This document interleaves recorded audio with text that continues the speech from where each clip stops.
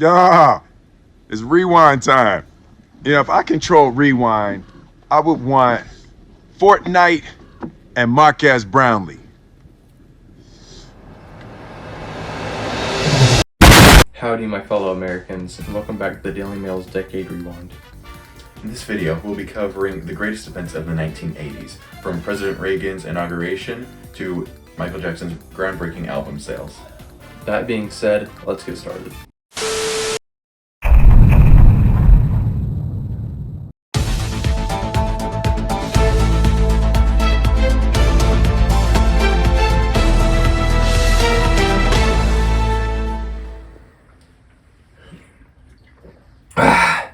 Good evening, ladies and gents. My name's Garrett, and I'm your host tonight on the Daily Mail's Evening News. Joining me tonight is my co-anchor, Peyton. Jump in now. Now, cue now. Thanks so much, Sam.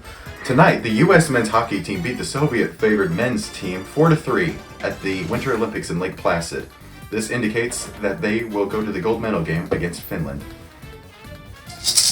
The victory places the United States in prime position for the gold medal. They will be going up against Finland, another favored team. However, America has no doubt in its mind that its team will win gold in this Winter Olympics.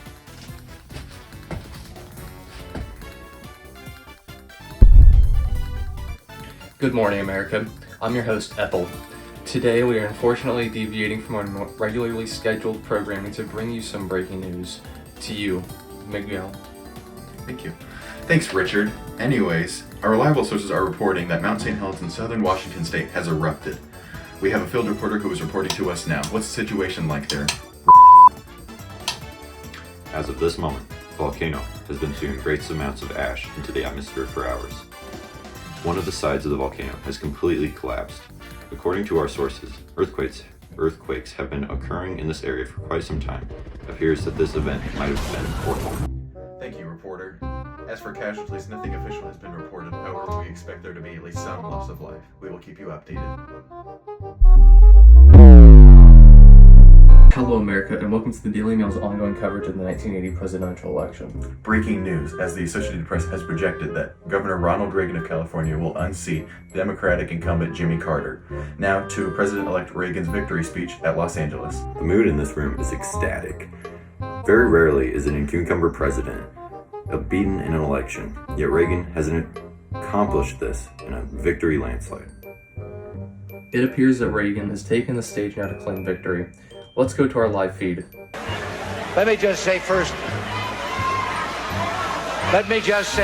of all, this has been, well, there's never been a more humbling moment in my life. I would have been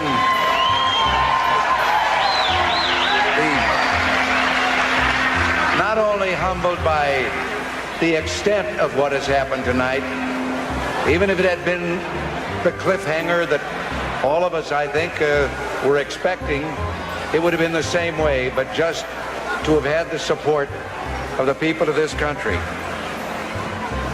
I consider the trust that you have placed in me sacred, and I give you my sacred oath that I will do my utmost to justify your faith. We will continue to update you on the election as developments become available.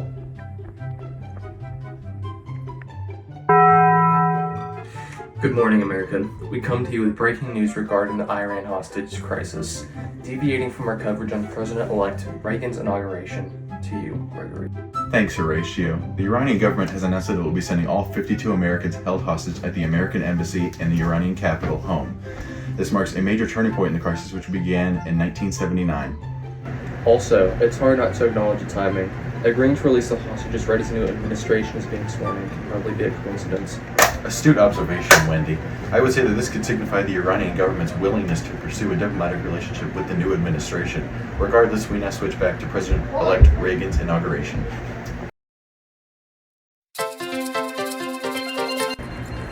Good evening, American, and welcome back to the Daily Mail's Evening News. Today, Apple Incorporated founder Steve Jobs announced the Macintosh personal computer, and that it will be released next year. I'd like to let Macintosh speak for itself. Hello, I am Macintosh. It sure is great to get out of that bag. And accustomed as I am to public speaking, I'd like to share with you a maxim I thought of the first time I made an IBM mainframe. Never trust a computer you can't quit.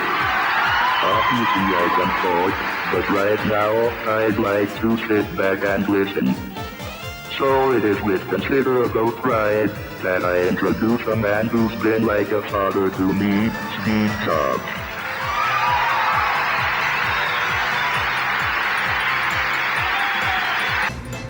This invention signifies a major breakthrough in home technology and will almost certainly catapult Apple into worldwide recognition.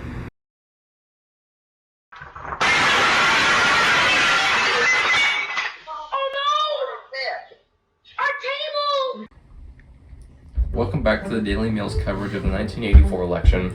As per predictions, President Ronald Reagan will hold onto his position, fending off Democratic challenger Walter Mondale. This is not a shocking revelation, as President Reagan remains very popular amongst the American public. Many Americans are hoping that these next 4 years are as eventful and beneficial as the last. Good morning, bruz and not bruz, and welcome to the Daily Mail's morning news. Joining me is my co-anchor, Judith. I appreciate it, Suzanne. Today we'll be shortly going to our live feed at the Kennedy Space Center in Florida, where the Challenger's 10th mission is underway. This mission includes New Hampshire teacher Krista McAuliffe, who won a competition to be included as the first civilian to go to space. Let's go to our local station at the Space Center now.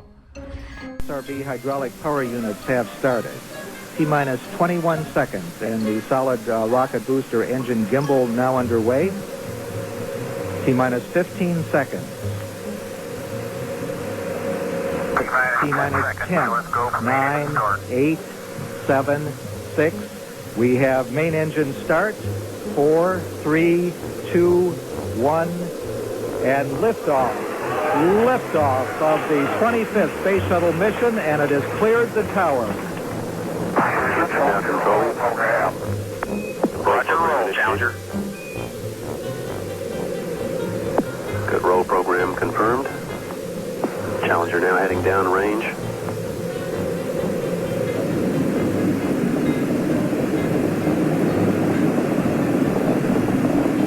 Engines beginning throttling down now at 94%. Normal throttles for most of the flight, 104%. We'll throttle down to 65% shortly. Engines at 65%, 3 engines running normally, 3 good fuel cells, 3 good APUs. Velocity 2,257 feet per second. Altitude 4.3 nautical miles, downrange distance 3 nautical miles. So the 25th Space Shuttle mission is now on the way after more delays than NASA cares to count. This morning it looked as though they were not going to be able to get off.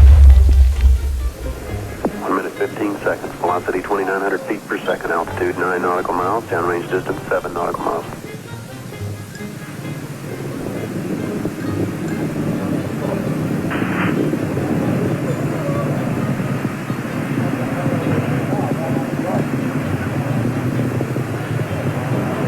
Looks like a couple of the solid rocket boosters blew away from the side of the shuttle in an explosion.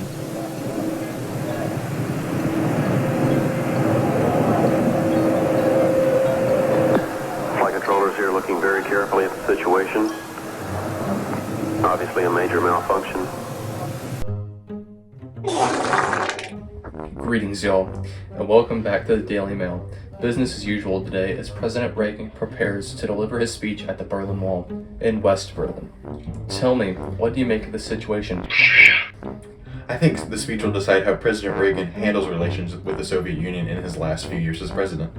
Depending on the tone, the Soviets will either be more or less ready to pursue talks. Sorry to interrupt you, Bartholomew, but it appears Reagan is taking the stage now.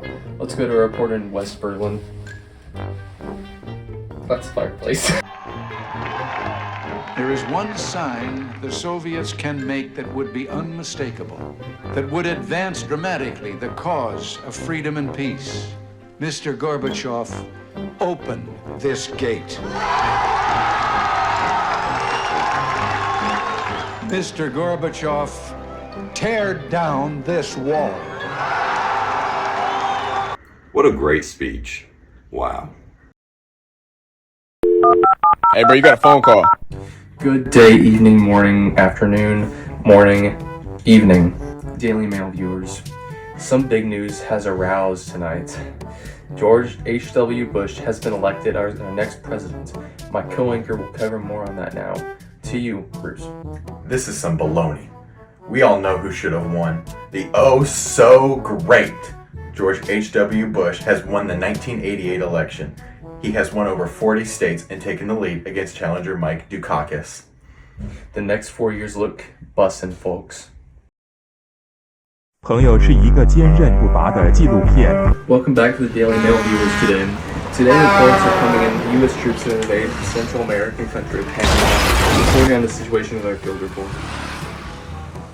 Manuel Noriega is the current dictator here in Panama, and the president has sent the military to take him down and bring him back to the States so we can try to convict him of his crimes. The States has reason to believe that he has been a major factor in the drug smuggling rings down south. Back to the studio with more information. If everything goes right in Panama, Noriega will be brought to justice and tried soon.